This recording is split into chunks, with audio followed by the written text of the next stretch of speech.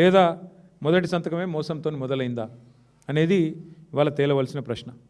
ఎందుకంటే మీరు చెప్పింది ఏదో సామాన్యమైన వ్యక్తి కాదు. రాజ్యాంగబద్ధమైన పదవిలో ఉన్న గవర్నర్ గారు, రాజ్యాంగబద్ధమైన పదవిలో ఉన్న ముఖ్యమంత్రి గారు ఈరోజు ఈ రాష్ట్రంలోనే ఒకరు కాన్స్టిట్యూషనల్ హెడ్, ఒకరు గవర్నమెంట్ హెడ్. మరి ఇద్దరు అంత స్పష్టంగా చెప్పిన తర్వాత ఫైల్ మిస్ అయ్యే అవకాశం ఎక్కడుంటుంది? 3 బడ్జెట్లు అయిపోయినాయి, మిగిలింది ఇంకొకే ఒక్క బడ్జెట్. ఇక లాస్ట్ ఇయర్ బడ్జెట్ ఎట్లాగూ ఎలక్షన్ బడ్జెట్, 2028లో జరిగే బడ్జెట్ ఎట్లాగూ ఎన్నికల బడ్జెటే, దానికి అర్థం ఏమి ఉండదు. ఎందుకంటే అది ఫుల్ ఇయర్ బడ్జెట్ కూడా కాదు, మధ్యలోనే ఎలక్షన్ కూడా వస్తుంది. కాబట్టి మీకు మిగిలింది ఒకే ఒక్క బడ్జెట్ 2027. మరి అందుకే ఈ 6 గ్యారంటీల విషయంలో మేము పట్టుబడుతున్నాం. అందుకే రాష్ట్ర ప్రజలకు న్యాయం జరగాలి. మహిళలకి 2,500 రూపాయలు మీరు ఇచ్చిన హామీ మేరకు రావాలి. వెంటనే మహాలక్ష్మి పథకం ప్రారంభం కావాలి. అట్లాగే 4,000 పెన్షన్ పెద్ద మనుషులందరూ ఎదురు చూస్తూ ఉన్నారు ఎప్పుడు ప్రారంభం అవుతుంది అని. చేయూత కింద 4,000 అన్నారు, వెంటనే ప్రారంభం కావాలనే ఈ మొత్తం రాష్ట్రంలోని పెద్ద మనుషులందరి తరపున ఈ ప్రైవేట్ మెంబర్ బిల్లు పెడతా ఉన్నాం. అట్లాగే రైతు భరోసా అన్నారు మీరు, రైతు బంధు కాదు రైతు భరోసా, 10,000 కాదు 15,000 అన్నారు. అది ఆ రాష్ట్రంలోని 70 లక్షల మంది రైతుల తరపున ఈ ప్రైవేట్ మెంబర్ బిల్లు పెడతా ఉన్నాం. రాష్ట్రంలోని 22 లక్షల మంది కౌలు రైతుల తరపున ఈ బిల్లు పెడతా ఉన్నాం. ఎందుకంటే మీరు కౌలు రైతులకు కూడా మరి 15,000 ఇస్తామని చెప్పారు, కాబట్టి కౌలు రైతుల తరపున ఈ బిల్లు పెడతా ఉన్నాం. అట్లాగే రాష్ట్రంలో ఉన్న 5 లక్షల మంది దివ్యాంగులకి మీరు ఇచ్చిన మాట 6,000 రూపాయల పెన్షన్ అని 100 రోజుల్లో, వారి తరపున ఈ బిల్లు పెడతా ఉన్నాం. రాష్ట్రంలోని విద్యార్థులందరూ ఎదురు చూస్తూ ఉన్నారు విద్యా భరోసా కార్డు, అది కూడా 6 గ్యారంటీల్లో ఒక హామీ. 5 లక్షల రూపాయల విద్యా భరోసా కార్డు ఇస్తామన్నారు.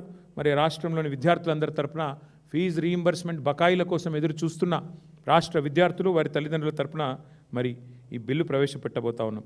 అసెంబ్లీలో జరిగే ఈ బడ్జెట్ సమావేశాల్లో ప్రతిపక్షంగా ఇది మా బాధ్యత కాబట్టి మరి దారుణంగా దగాబడ్డ తెలంగాణ ప్రజల తరపున ఈ బిల్లును మేము పెడతా ఉన్నాం. ప్రజలు కూడా అర్థం చేసుకోవాలని కోరుతా ఉన్నాం.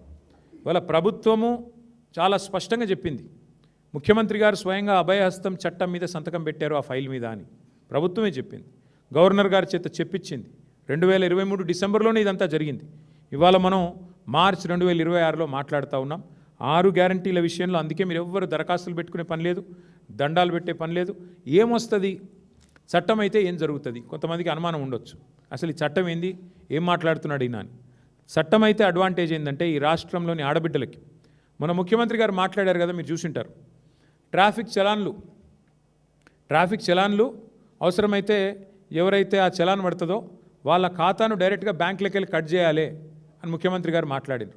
చట్టం అయితే ఏమవుతుందంటే మీకు కూడా సవలతు వస్తుంది, మీకు కూడా 2,500 ఎదురు చూసి అక్కడ ఉండదు. చట్టం అయితే నా ప్రైవేట్ మెంబర్ బిల్లు పాస్ అయితే, కాంగ్రెస్ బీజేపీ సహకరిస్తే బిల్లు పాస్ అయితే ఏం జరుగుతుందంటే మా రాష్ట్రంలోని ఆడబిడ్డలందరికీ సచ్చినట్టు గవర్నమెంట్ 2,500 ఇవ్వాల్సిందే, లేకపోతే డైరెక్ట్గా ఖాతాలకు వెళ్ళి కట్ చేసుకునే ఆటో డెబిట్ సౌకర్యం తప్పకుండా మీకు వస్తుంది. మీ ఖాతాల్లో వచ్చి పడుతుంది, లేదంటే బాకీగా మిగిలిపోతుంది. మీకు తప్పకుండా ప్రభుత్వానికి ఇయ్యక తప్పని పరిస్థితి వస్తుంది. రాష్ట్రంలోని పెద్ద మనుషులందరికీ 4,000 పెన్షన్కి సంబంధించి చట్టబద్ధత వస్తే మీకు హక్కు వస్తుంది. ఆ హక్కుతో మీరు కోర్టుకు పోయి ఇగో చట్టం ఉంది వీళ్ళు ఇస్తలేరు అంటే కోర్టు మొట్టికాయలేసి గవర్నమెంట్తో మిత్తితో సహా మీకు కట్టించిస్తుంది. ఆ గది లాభం అయ్యేది. రైతులకు హక్కు వస్తుంది. 6 గ్యారంటీల చట్టం అయితే హక్కు వస్తుంది. ఎట్లా హక్కు?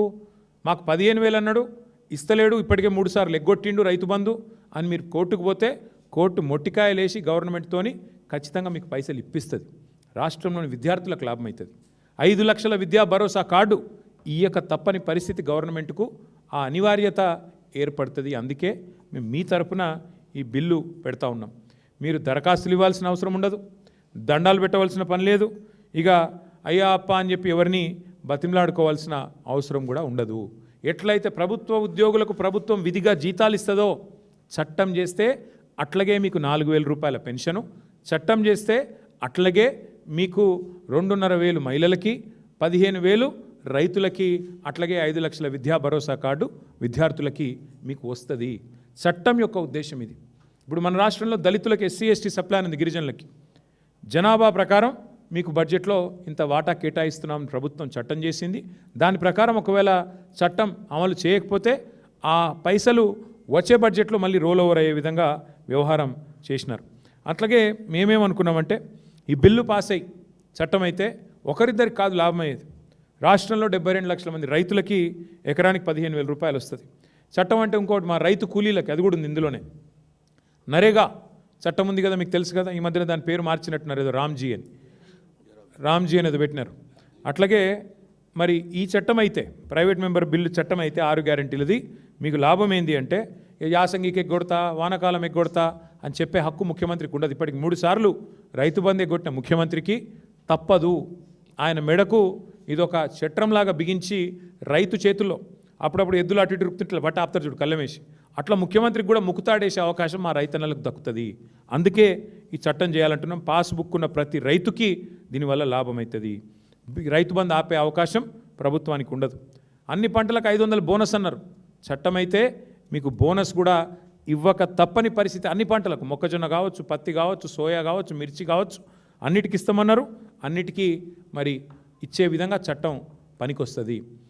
బోనస్ అనేది బోగస్ కాకుండా కాపాడేది ఈ చట్టం. అట్లాగే రైతు కూలీలకు నెలకు 1000 రూపాయలు అన్నారు. ఈ చట్టం ద్వారా మీకు కూడా రైతు కూలీలకు కూడా లాభం అవుతుంది. ఆటో డ్రైవర్లకు నెలకు 1000 రూపాయలు అన్నారు. మరి మా రాష్ట్రంలోని 7 లక్షల మంది ఆటో అన్నలకి వాళ్ళకు కూడా ఈ చట్టంతో లాభం అవుతుంది. అందుకే దయచేసి నేను రాష్ట్ర ప్రజల్ని కూడా కోరుతా ఉన్నా, మీరు కూడా ఏం చేయాలంటే ఈ బిల్లు పెట్టిన తర్వాత మీ ఎమ్మెల్యేలను కలవాలి. మీ నియోజకవర్గంలో కాంగ్రెస్ అయితేంది, బీజేపీ అయితేంది, టీఆర్ఎస్ అయితేంది, కలవాలి. కలిసి అన్న ఈ చట్టం వస్తుంది, మీరు దయచేసి ఓటేయాలి, ఓటేస్తే నాకు హక్కు వస్తుంది అని చెప్పి మీరు కూడా మరి మీ ప్రజాప్రతినిధుల మీద, గౌరవ ఎమ్మెల్యేలు, గౌరవ ఎమ్మెల్సీల మీద తప్పకుండా ఒత్తిడి తేవాలని చెప్పి కూడా నేను కోరుతా ఉన్నా. అట్లాగే రాష్ట్రంలోని ప్రతి వర్గానికి గ్రామాన నేను విజ్ఞప్తి చేస్తూ ఉన్నా, ఈ బిల్లు పెట్టిన తర్వాత తప్పకుండా 6 గ్యారెంటీల మీద చట్టం చేయండి. చేస్తే ఆటో డెబిట్ అంటే మీరు చలాన్లకు ఎట్లయితే ప్రభుత్వం నా అకౌంట్లోకి వెళ్ళి కట్ చేస్తూ ఉంటుందో అట్లా ప్రభుత్వ అకౌంట్లోకి వెళ్ళి నాకు పైసలు పడేటట్టు మా కేటీఆర్ అన్న, మా బీఆర్ఎస్ పార్టీ చట్టం తెస్తున్నది. కాబట్టి దాన్ని మీరు అమలు చేయండి, దానికి మీరు వంతపాడండి, దానికి మద్దతు ఇవ్వండి అని గౌరవ ప్రజాప్రతినిధులను మీరు మోటివేట్ చేయండి, వారికి చెప్పండి. తెలియని వాళ్ళు ఉంటే చదువుకున్న వాళ్ళు తెలియజెప్పే విధంగా ఎఫర్ట్ పెట్టండి. ప్రభుత్వం ముక్కు పిండి మీ పైసలు మీ ఖాతాలో పడేందుకే ఈ చట్టం తీసుకొని వస్తున్నాము. అందుకే గల్లా బట్టి నిలదీసే విధంగా మరి ఈ రకంగా ముందుకు పోతున్నాం. ఈ చట్టం విషయంలో 6 గ్యారెంటీల చట్టబద్ధత విషయంలో మరి తప్పకుండా అన్ని పార్టీలు సహకరించాలని గౌరవ స్పీకర్ గారు, సెక్రటేరియట్ కూడా వారి శాసనసభ సెక్రటేరియట్ కూడా సిబ్బంది కూడా సహకరించాలని చెప్పి కూడా కోరుతూ ఈ 6 గ్యారెంటీల చట్టబద్ధత విషయంలో మేము ఎంత సీరియస్గా ఉన్నామని చెప్పడానికే ఈరోజు ఈ బిల్లు కూడా డ్రాఫ్ట్ కూడా తయారు చేసి న్యాయ నిపుణులతో కూడా చర్చించి ఇది అవసరమైతే పబ్లిక్ డొమైన్లో కూడా పెడతాం. పబ్లిక్ కూడా ఏమైనా సజెషన్స్ ఇస్తే ఇవ్వచ్చు. దాని తర్వాత మండే ట్యూస్డే పోయి మరి ఆ శాసనసభలో శాసన మండలిలో ఇంట్రడ్యూస్ చేస్తాము. అల్టిమేట్గా ఫ్రైడే రోజు వస్తుంది ఓటింగ్కి. వచ్చినప్పుడు తప్పకుండా అందరూ సహకరించాలని మరొకసారి కోరుతూ వదిలిపెట్టాం ఈ ప్రభుత్వాన్ని. 6 గ్యారెంటీల విషయంలో 420 హామీలు, 13 డిక్లరేషన్ల విషయంలో తప్పకుండా పట్టుబడతామని చెప్పి మరొకసారి మర్చిపోయాను. ఈరోజు రంజాన్ పండుగ అందరికీ కూడా మరి ఈ పర్వదినాన ఈ పవిత్ర పండుగను జరుపుకుంటున్నాం.